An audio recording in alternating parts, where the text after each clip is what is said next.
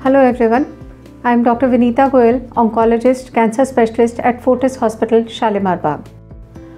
अक्सर ऐसा होता है कि जब पेशेंट्स कैंसर का अपना इलाज पूरा कर लेते हैं तो उनमें से कुछ प्रतिशत पेशेंट हमारे पास आके कहते हैं कि डॉक्टर जितना मैं इलाज से डर रहा था या डर रही थी, इलाज एक्चुअल में उतना मुश्किल नहीं था।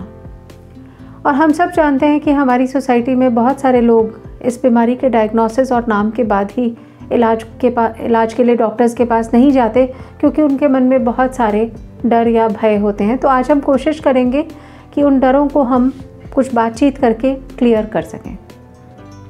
कैंसर के डायग्नोसिस से नाम से ही अक्सर हम एक बहुत नेगेटिव दृष्टिकोण अपना लेते हैं और ये सोचते हैं कि इलाज के बाद भी ठीक नहीं होता, फैल जाता है, या हम अपनी सोसाइटी में नहीं शेयर करना चाहते कि भाई हमें कैंसर हो गया है। मैं आप सबको अश्योर करना चाहूँगी कि कैंसर के इलाज में बहुत तरक्की हो गई है, नई टेक्नोलॉजी आ गई है, इंडिविजुअलाइजेशन आ गया है। फॉर एग्ज़ाम्पल, अगर कोई 60 साल की महिला है जिसको ब्रेस्ट कैंसर है वर्सेस कोई 20 साल की है वर्सेस कोई 80 साल की है, तो तीनों का इलाज अलग अलग होता है। एक और एग्ज़ाम्पल दूंगी। सपोज़ हमारे पास 3 लेडीज़ हैं जिन तीनों को ब्रेस्ट कैंसर हुआ है और तीनों की एज लगभग 40 साल है और तीनों की स्टेज भी एक जैसी है, मतलब सब कुछ लगभग एक जैसा है, तो भी हो सकता है कि उन तीनों का इलाज अलग अलग तरीके से अलग अलग दवाइयों और पद्धति के द्वारा किया जाए।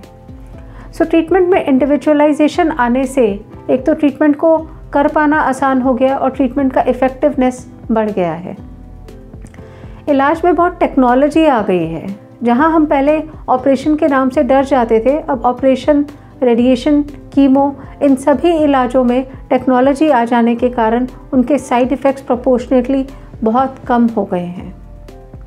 एक बेसिक प्रिंसिपल है कि अगर हम बीमारी को जल्दी पकड़ लेते हैं, कम स्टेज में पकड़ लेते हैं, तो हमें कम इलाज के द्वारा हम उसको जल्दी ठीक कर लेते हैं।